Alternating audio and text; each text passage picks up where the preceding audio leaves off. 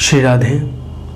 नमस्कार दोस्तों, आप सभी का हमारे YouTube चैनल में स्वागत है। मैं विजेंद्र आज आपके लिए एक और नया प्रसंग लेके आया हूँ।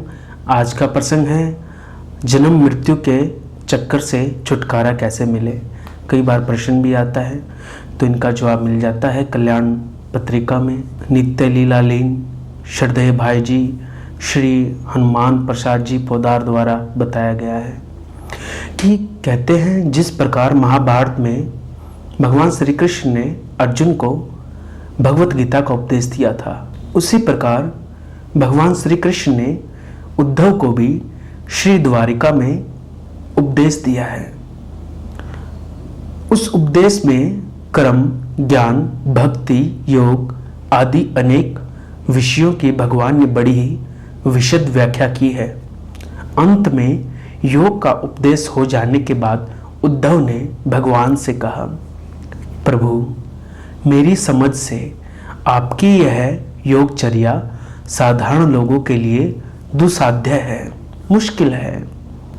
इसलिए आप कृपा करके कोई ऐसा उपाय बताएं जिसे सब लोग सहज ही सफल हो सके। देखिए, तो भगवान ने उद्धव को भागवत धर्म बतलाया और उसकी प्रशंसा में कहा, अब मैं तुम्हें मंगलमय धर्म बतलाता हूँ जिसका श्रद्धापूर्वक आचरण करने से मनुष्य दुर्जय मृत्यु को जीत लेता है, यानी जन्म और मृत्यु के चक्कर से छुटकारा सदा के लिए पा जाता है और भगवान की प्राप्ति कर लेता है। इसलिए इसका नाम मृत्युंजय योग है। भगवान ने कहा, मन के द्वारा निरंतर मेरा विचार और चित्त के द्वारा निरंतर मेरा चिंतन करने से आत्मा और मन का मेरे ही धर्म में अनुराग हो जाता है। इसलिए मनुष्य को चाहिए कि धीरे धीरे मेरा स्मरण बढ़ाता हुआ ही सब कर्मों को मेरे लिए ही करे। जहाँ मेरे भक्त साधुजन रहते हों उस पवित्र स्थानों में रहे और देवता, असुर और मनुष्य में से जो मेरे अनन्य भक्त हो चुके हैं उनके आचरण का अनुकरण करें। अलग या सबके साथ मिलकर प्रचलित पर्व, यात्रा आदि में महोत्सव करें।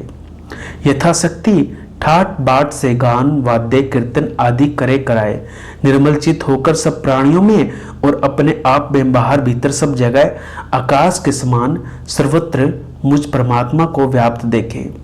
इस प्रकार ज्ञान दृष्टि से जो सब प्राणियों को मेरा ही रूप मानकर सबका सत्कार करता है और ब्राह्मण और चांडाल, चोर और ब्राह्मण, भक्त, सूर्य और चिंगारी, दयालु और क्रूर सब में समान दृष्टि रखता है, वही मेरे मन से पंडित है। बारंबार बहुत दिनों तक सब प्राणियों में मेरी भावना करने से मनुष्य के चित्त से स्पर्धा, असूया, तिरस्कार, अहंकार आदि दोष दूर हो जाते हैं। अपनी दिल्लगी उड़ाने वाले घर के लोगों को मैं उत्तम हूँ, ये नीच है, इस प्रकार की देह दृष्टि को और लोक लाज को छोड़कर कुत्ते, चांडाल, गौ और गधे तक को पृथ्वी पर गिरकर भगवत भाव से साष्टांग प्रणाम करे। बड़ा कठिन है।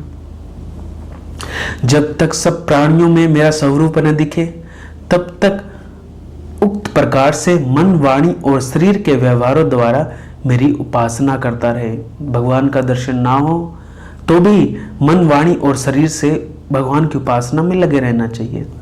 इस तरह सर्वत्र परमात्म बुद्धि करने से उसे सब कुछ ब्रह्म में दिखने लगता है। अभ्यास से होता है, प्रेम से होता है, भाव से होता है।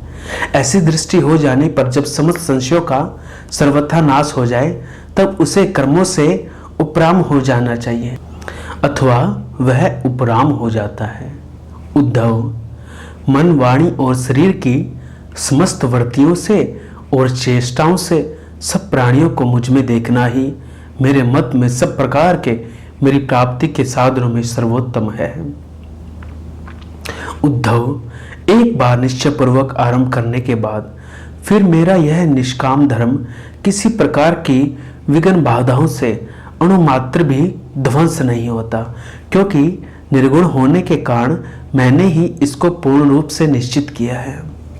हे संत, भय, शोक आदि कारणों से भागने, चिल्लाने आदि के व्यर्थ के प्रयासों को भी यदि निष्काम बुद्धि से मुझ परमात्मा को अर्पण कर दे तो वह भी परम धर्म हो जाता है। इस असत और विनाशी मनुष्य शरीर के द्वारा इसी जन्म में मुझ सत्य और अमर परमात्मा को प्राप्त कर लेने में ही बुद्धिमानों की बुद्धिमानी और चतुरों की चतुराई है। श्रीमद् भागवत में आया है, अतएव जो मनुष्य भगवान की प्राप्ति के लिए कोई यत्न न करके केवल विषय भोगों में ही लगे हुए हैं, वे श्री भगवान के मत में न तो बुद्धिमान हैं और न मनीषी ही हैं। तो बड़ी प्यारी बात कि सर्वत्र परमात्मा को देखना मृत्युंजय योग में बताया गया है। तो ये प्रसंग मैं आपके लिए लेके आया। आगे भी कुछ कथा कहानी किस्से प्रसंग आप तक लाता रहूँगा। आज के प्रसंग को यहीं विराम। आपको मेरा प्रणाम। जय श्री राम, जय जय श्री राधे।